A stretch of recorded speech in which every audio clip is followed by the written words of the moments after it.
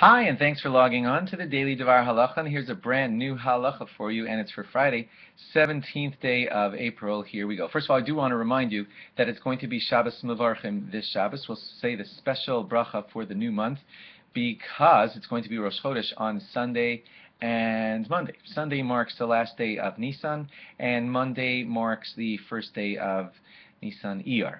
And please note, again, for those of you who haven't made the bracha over the blossoming fruit trees, that Sunday will be your last chance in Nisan to get it done in the month of Nisan when it's most appropriate. Okay, I do want to launch now into a 2 or 3 day thing about Kriyas Torah, about the reading of the Torah.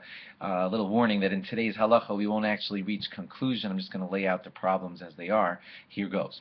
You all know that we're supposed to hear the Kriyas Torah, let's say at Shabbos. So we're supposed to hear the Torah read, but it's not 100% clear whether what is the style of the command that says that you shall hear Kriyas Torah? Let me give you the two stances on this. Stance number one, which is said mostly by people like the Shibbolei Haleket and the Magen Avraham, they are of the opinion that there's a command on each individual to hear the reading of the Torah. And so when you're sitting there in shul, it's your individual command that says you, the individual, has to listen to the reading of the Torah. You'll see where this is going in just a moment.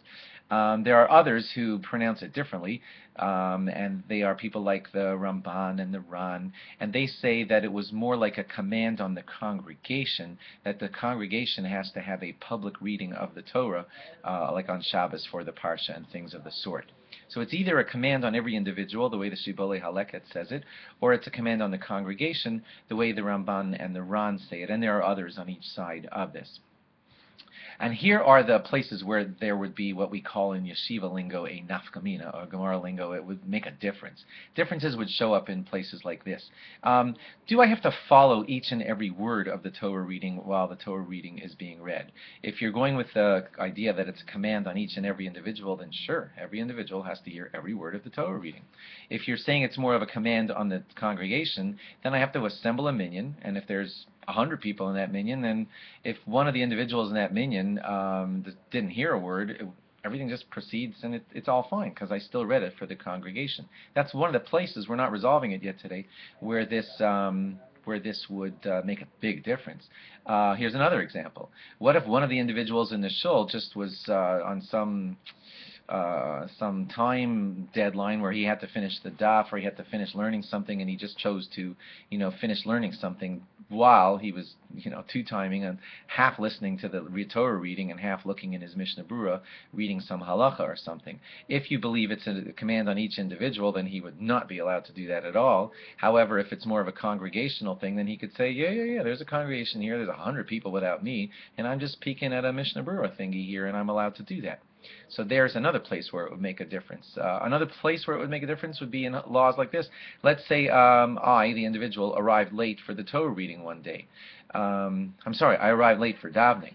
And right now, as I come in, it's Torah reading time, and I haven't davened yet. So if there's a command on me, the individual, to hear Torah reading, then I got to get that done. And since Torah reading is now, I'd have to say, I guess I'll daven later. Right now it's Torah reading. I'm an individual. I have to hear the Torah reading, so davening will have to wait. But if it's a congregational command, then that individual who's late would say, well, there's a lot of people here. I'll just do my davening right now.